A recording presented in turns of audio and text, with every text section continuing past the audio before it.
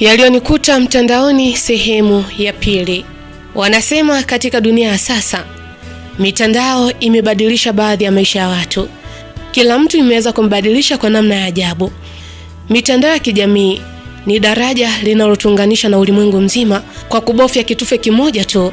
Kupitia mitandao ya kijamii, fursa za ajira zinapatikana, biashara zinakuwa, elimu inasambazwa na mawasiliano yamekuwa rahisi kuliko wakati wowote katika historia ya binadamu. Kwa watu walio wengi, mitandao ya kijamii ni mlango wa matumaini na nguvu ya mabadiliko. Lakini kama ilivyo kwa pande mbili za sarafu, mitandao ya kijamii ina sura nyingine ya giza na hila. Mitandao ya kijamii inapotumika vibaya, inakuwa silaha hatari inaweza kuharibu maisha ya mtu kwa sekunde chache tu. Wapo watu wanaotumia kusaidiana kujenga, lakini pia kuna walaghai wanaovaa sura ya halali ili kuiba ndoto na mali za watu wengine. Kwao tamaa za vijana na ndoto zao ni kama mazao yaliyoiva shambani yanasubiri kuvunwa kwa ujanja na ulaghai. Kwa hivyo mitandao ya kijamii ni neema na jaribu kwa wakati mmoja. Inaweza kukupandisha juu ya mlima wa mafanikio au ikakupeleka katika shimo la mateso. Yote haya yakitegemea uamuzi wako na watu unaowaamini. Hii ni simulizi ya Felista, binti aliyesafiri kutoka ndoto za matumaini hadi kwenye kimvuli cha maumivu. Akajifunza kwa njia ngumu kuwa si kila fursa mtandaoni inaonekana huwa ni nzuri na ya kweli. Mtunzi na msimuliaji wa simulizi hii ni mimi, Faraja Simkwai. Unaweza kunipata katika mitandao ya kijamii, Facebook, Instagram, TikTok pamoja na YouTube. Napatikana kama Faraja Simkwai. Hii ni simulizi ya onyo kwa kila kijana na kila mtu anayetumia mitandao ya kijamii kuwa na umakini wa hali ya juu, kwani umakini ni ngao na haraka kufanya maamuzi pasipo kufikiria ni adui mkubwa katika maisha yako. Baada ya Felista kufunga saloni yake kwa furaha isiyo ya kifani, Felista alitembea haraka kuelekea nyumbani huku moyo wake ukipiga kwa nguvu. Mawazo yake yalikuwa yamejaa matumaini. Hatimaye kulikuwa na mwanga wa matumaini katika safari yake ya maisha. Wakati huu Felista alihisi kwamba ndoto zake za kuwa mhasibu zimetimia. Felista alipofika nyumbani, aliwakuta wazazi wake wakiwa sebuleni. Mama yake alikuwa akiandaa chai ya jioni huku baba yake alikuwa akiendelea kusoma gazeti. Felista aliingia akiwa na tabasamu pana usoni mwake. Felista alipofika tu ndani akasema, "Mama, baba, nina habari njema sana leo." Felista alizungumza kwa sauti ya msisimuko huku akipumua kwa nguvu. Wazazi wake waligeuka kwa mshangao huku mama yake akimwangalia mtoto wake kwa furaha. Mama yake Felista akasema, "Habari gani tena mwanangu? Yaani siku ya leo umekuwa na uso wa furaha sana. Kwa nini?" Mama yake Felista aliuliza. Felista akawaeleza wazazi wake kila kitu, hatua kwa hatua. Jinsi alivyokutana na dada mmoja saloni, jinsi alivyopata linki ya mtandaoni na namna alivyochagua nafasi ya kazi ya uhasibu katika supermarket kubwa iliyopo jijini Mbeya na kutuma maombi yake mara moja. Baada ya kumaliza kueleza, mama yake alimshika mkono Felista kwa upendo kisha akamwambia. Mama yake Felista akamwambia Felista, mwanangu, hongera sana. Mungu akufungulie milango hii ya baraka." Mama yake Felista aliongea maneno haya huko machozi ya furaha yakijaa machoni mwake. Baba yake Felista ambaye alikuwa kimya kwa muda wote huu akisikiliza kwa umakini, aliweka gazeti chini taratibu kisha akamtazama binti yake Felista kwa macho ya ukaribu zaidi. Kisha akavuta pumzi ndefu na kusema kwa sauti ya utulivu lakini iliyojaa uzito wa busara. Baba yake Felista akaanza kusema, "Felista mwanangu, furaha yetu ni kubwa kusikia kuwa umeanza kuona dalili za matumaini. Lakini nakusihi sana binti yangu, usikubali furaha hii kakupelekea mbali kiasi cha kusahau hekima. Ajira za mtandaoni zinaweza kuwa fursa ya kweli, lakini pia zinaweza kuwa mtego wa maumivu." Felista alimsikiliza kwa makini baba yake huku moyo wake ukipiga kwa heshima na hofu ya mchanganyiko. Baba yake Felista akaendelea kuongea.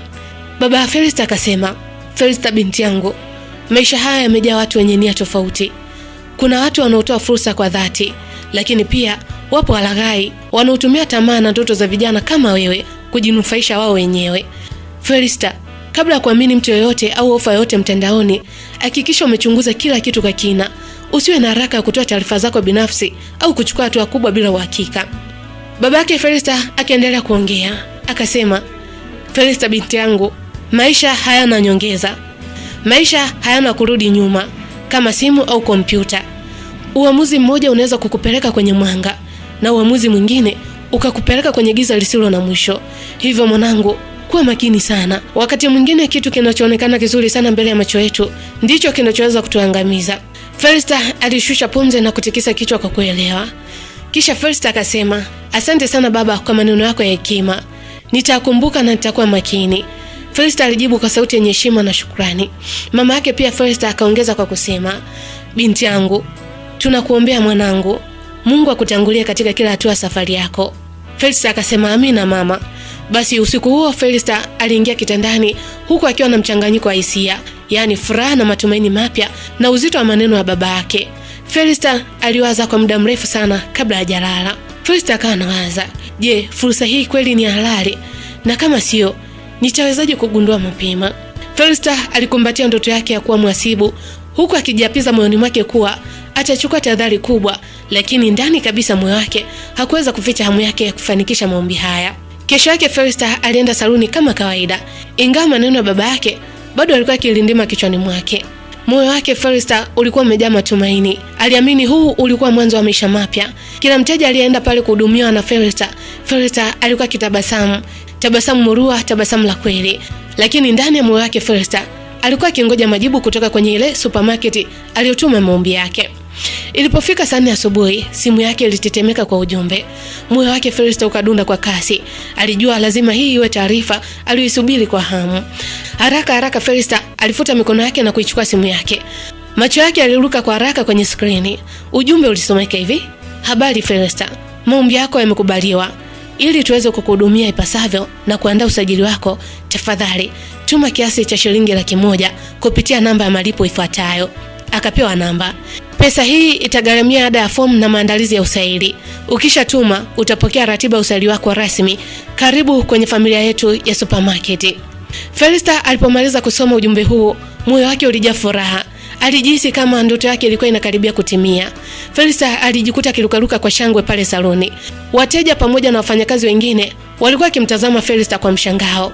Mteja mmoja akamuuliza Felista, dada Felista, kulikoni? Hiyo furaha yote ni ya nini jamani? Felista akasema, ni kazi, wamenikubali. Unajua nimesubiri sana kazi hii kwa muda mrefu. Yani tangu nimehitimu chuo sijabahatika kupata ajira. Na jana kuna sehemu ambayo nilituma maombi. Sasa ndio ujumbe walikuwa wananitumia hapa kwamba nimekubaliwa, lakini natakiwa kutuma shilingi 100,000 ili niweze kukamilisha usaili pamoja na fomu. Felista alisema maneno haya kwa msisimko wa hali ya juu. Wateja walimpongeza sana Felista, lakini wengine walionekana kushangaa kimya. Mmoja wa wateja wa kudumu katika saluni ya Felista, mama mwenye umri wa makamu, akasema kwa sauti ya utulivu, akasema, hongera sana binti yangu, hongera sana. Lakini hivi kazi za kweli huwa zinaomba pesa kwanza kabla ya usaili?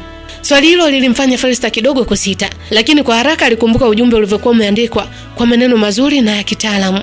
Felista akajisemea moyoni, hawawezi kuwa walaghai.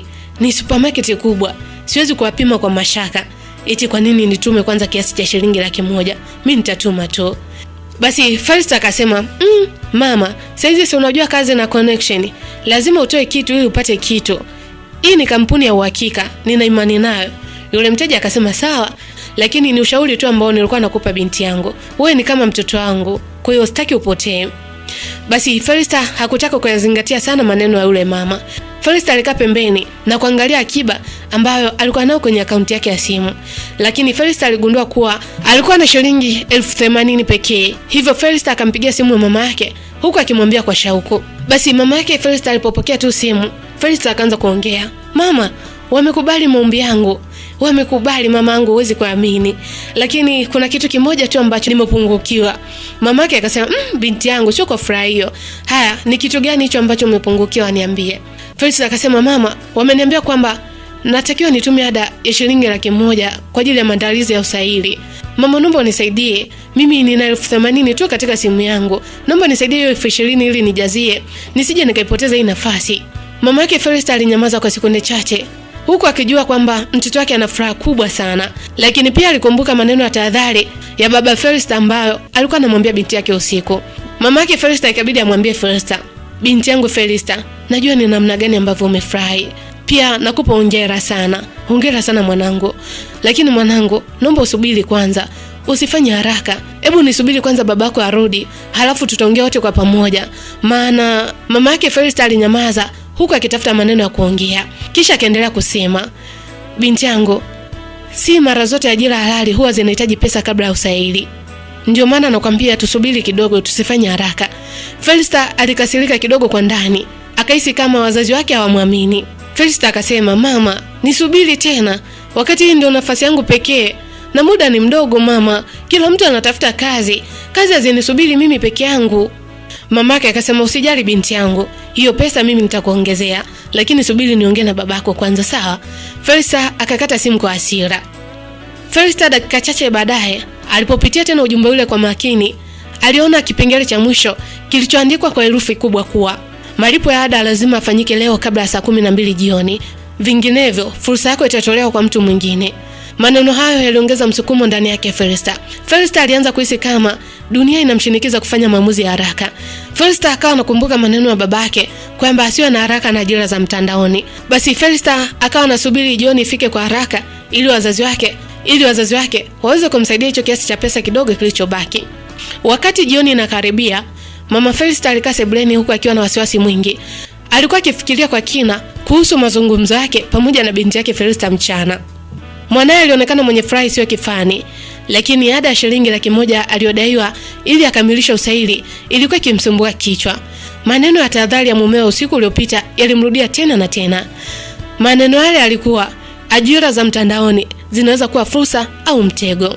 Lakini wakati mama yake Felista akiendelea kutafakari, alisikia mlango ukigongwa. Mama Felista alihisi kabisa kwamba ni mumewe amerudi nyumbani. Ndio, ni kweli. Alikuwa ni baba Felista, alikuwa amerudi kutoka kazini. Mama Felista alimkaribisha ndani kwa tabasamu. Baada ya kufika mumewe, mama Felista akasema, "Karibu mume wangu." Alisema huku akimpokea mfuko ambao baba Felista alikuwa ameshika. Baba Felista akasema, "Shukrani mke wangu. Za hapa?" Mama Felista akasema, "Ni salama." Baba Felista alimsalimia mama Felista huku akikaa katika kiti cha kupumzikia. Mama yake Felista naye aliketi karibu naye huku akimtazama kwa wasiwasi mumewe. Mama Felista akasema, "Mume wangu, unajua kuna kitu ambacho kimetokea siku ya leo mchana." Baba Felista akasema, "Ni kitu gani hicho?" Mama Felista akasema, ni kuhusu Felista." Baba Felista alinyanyua macho kwa umakini kwa ishara kuwa alikuwa tayari kusikiliza. Mama Felista akaanza kueleza kwa kina. Mama Felista akaanza kwa kusema, "Mume wangu, asubuhi Felista alipokea ujumbe kutoka kwenye ile supermarket aliyotuma maombi.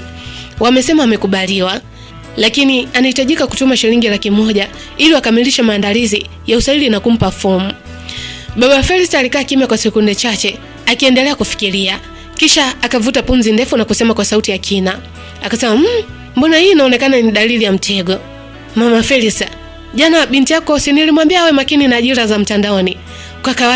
Kwa kawaida kampuni halali hazitozi pesa kabla ya kuajiri mtu. Wanahitaji ujuzi na si fedha." Mama Felista alimtazama mumewe usoni kwa macho yenye kuomba. Mama Felista akasema, "Ndiyo mume wangu, nakubaliana na wewe. Lakini mume wangu, mtoto wetu amekuwa akitabika kwa miaka 2 sasa bila ajira. Furaha niliyomuona nayo leo sijawahi kuona tangu amalize chuo. Labda hii ni nafasi yake pekee ya kubadilisha maisha yake. Tukikosa kumsaidia, itakuwaje kama akipoteza nafasi hiyo kwa sababu ya kukosa 20,000 tu?" Baba Felista alishusha pumzi, akainamisha kichwa chini kwa mawazo mazito sana. Baba Felista akasema, "Ni kweli Mama Felista, lakini nataka kumlinda mwanangu. Naipenda sana furaha ya mwanangu. Nataka ishi maisha bora. Ni vigumu sana kuamua." Baada ya ukimya mfupi, Baba Felista akaendelea kusema. Akasema, "Sasa mke wangu, basi fanya hivi. Mpe hiyo pesa ambayo imepelea, lakini mpe kwa masharti makubwa. Nimemuonya jana na ninamuonya tena leo. Kabla hajafanya malipo hayo, hakikisha anaandika kila kitu, majina, namba ya simu na maelezo yote ya kampuni hiyo. Hii itasaidia iwapo kutatokea jambo la ajabu." Mama yake Felista alitikisa kichwa huku akisema, "Naahidi mume wangu, nitamkumbusha. Mwenyezi Mungu akisimama nasi, hii itakuwa fursa njema kwake." Baba Felista akaendelea kusema, "Mama Felista, mwanangu anatakiwa awe makini. Ajira sio tu kufanikisha ndoto, bali pia ni kujua nani unayemwamini." Baada ya mazungumzo hayo, Mama Felista alimpigia simu binti yake. Baada ya kupiga simu, Mama Felista akasema, "Felista binti yangu, usijali. Tumekubaliana na baba yako.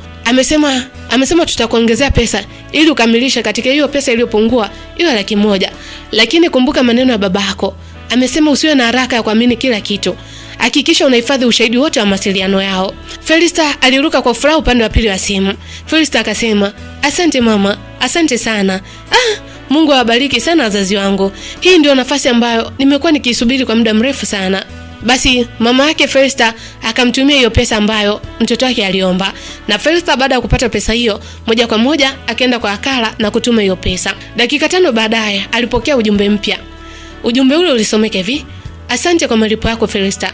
Usaili wako umepangwa kufanyika baada ya siku 3 kutoka leo katika jengo letu jipya lililopo eneo la Uyole jijini Mbeya. Tafadhali fika mapema ukiwa na nakala ya kitambulisho chako pamoja na risiti ya malipo kwa uthibitisho. Karibu katika familia ya supermarket yetu. Alipomaliza kusoma ujumbe huu, Felista alijikuta akipiga kelele ndogo za furaha. Akasema, hatimaye nimekubaliwa. Na huo ndio mwisho wa sehemu ya pili wa simulizi inayokwenda kwa jina la Yalionikuta Mtandaoni. Ni yapi ambayo yalimkuta Felista mtandaoni? Usikose kufuatilia mwendelezo wa simulizi hii. Mtunzi na msimuliaji wa simulizi hii ni mimi Faraja Simkwai.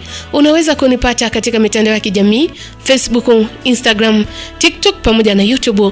Napatikana kama Faraja Simkwai. Yalionikuta Mtandaoni.